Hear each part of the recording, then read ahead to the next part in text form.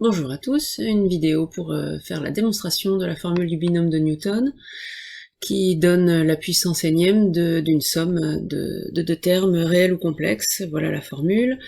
Je vais appeler P de n cette proposition-là, et on va la démontrer par récurrence. On fait donc l'initialisation à n égale 0, on calcule les deux membres de l'égalité, a plus b puissance 0 ça fait 1.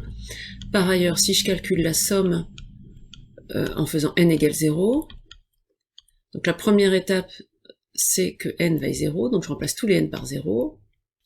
La deuxième étape, c'est de se rendre compte qu'il n'y a qu'un seul terme qui correspond à k égale 0, je vais donc avoir 0 parmi 0, a puissance 0, b puissance 0, ça fait 1, ça fait 1, ça fait 1, le produit des 3 fait 1, on a bien égalité, la conséquence c'est que p de 0 est vrai. Maintenant, hérédité, on prend une valeur de n dans grand N et on suppose que p de n est vrai, et on va démontrer que p de n plus 1 l'est alors aussi. Je vais donc calculer a plus b puissance n plus 1.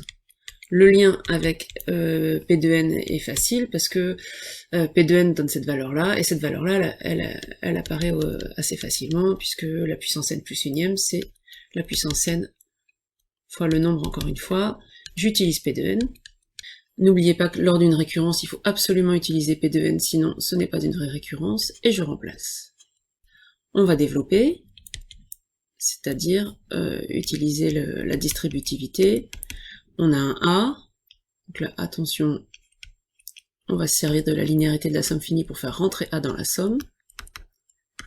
Et de la même façon, on a la même chose avec un B devant. Donc ici, le A rentre par linéarité de la somme finie, puisque A ne dépend pas de K. Le B rentre par linéarité de la somme finie. Puisque B ne dépend pas de K, on obtient ces deux sommes-là. Dans la première somme, on va faire le changement de variable. Ici, comme il y a un K plus 1 qui apparaît, on tente le changement de variable J égale K plus 1.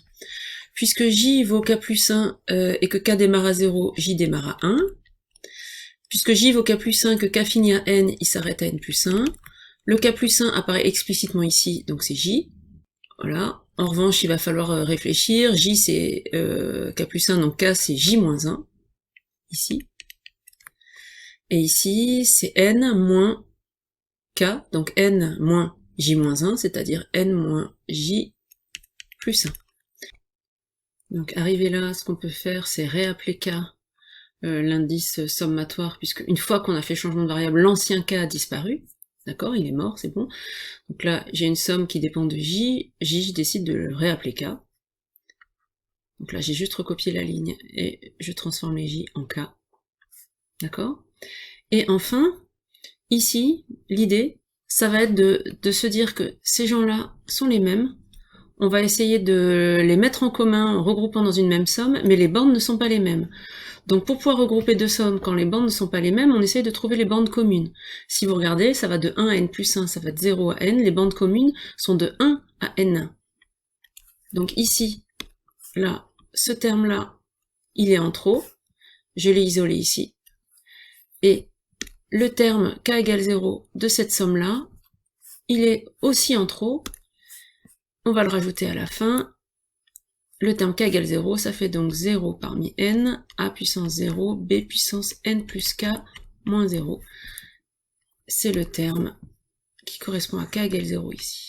Donc maintenant, on a donc isolé deux termes. Ici, les sommes ont même borne. On peut utiliser la linéarité de la somme finie pour regrouper, ce que j'ai fait ici. Et on se rend compte, la remarque que je vous faisais tout à l'heure, que ici et ici, c'est les mêmes personnes. Je peux donc le mettre en facteur, et je me retrouve avec une somme de deux coefficients binomiaux, k-1 parmi n, plus k parmi n. D'accord? Et puis on recopie an plus 1, bn plus 1, le an plus 1 c'est le terme orange, le bn plus 1 c'est le terme vert, qui ont été isolés. Ok? La méga astuce de la mort qui tue, on reconnaît deux personnes qui sont sur la même ligne, la ligne numéro n du triangle de Pascal, colonne k-1 et k, donc deux personnes consécutives sur la même ligne. Le triangle de Pascal me dit que c'est égal à ligne d'en dessous, colonne de droite, donc k parmi n plus 1.